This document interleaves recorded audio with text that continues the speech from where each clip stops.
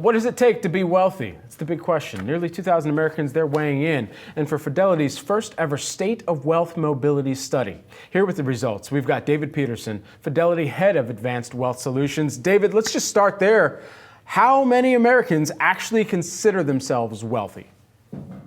Hey, Brad, it's great to be with you. Thanks for having me. It's interesting. The survey found that only 10% of Americans consider themselves wealthy today.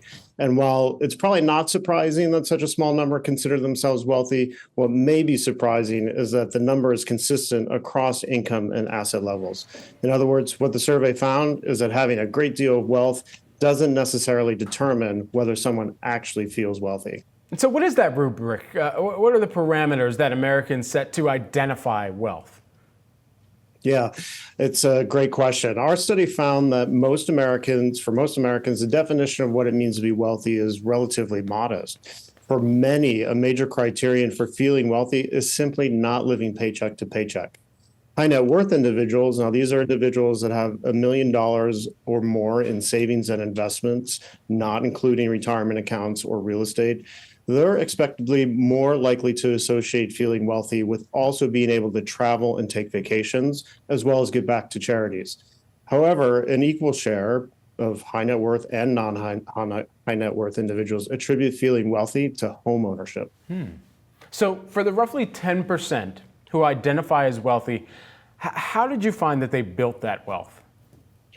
Yeah, for the 10th who consider themselves wealthy, basically, there are three things that boil down to how they achieve that in their minds. One is investing strategically. The other is saving from a young age. You can't beat the power of compounding, after all. And finally, it's consistently allocating part of their paycheck to savings, being really systematic about it.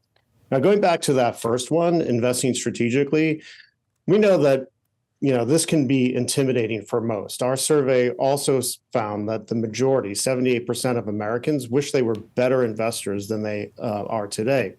However, in our view, it doesn't have to be intimidating because you can always outsource it. At Fidelity, for example, we're constantly focused on innovating financial solutions to help people plan for the future they want. It's why this year we've expanded access to our personalized wealth management offering enabled by the Unified Managed Household or UMH platform.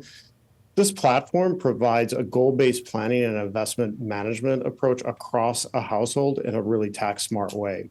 Now, UMH is highly regarded in the wealth management industry. However, historically, it's been exclusive to only certain wealthy individuals, typically those with over 10 million available for investment. Today at Fidelity, advisory clients with a minimum investment of $50,000 have access. Certainly.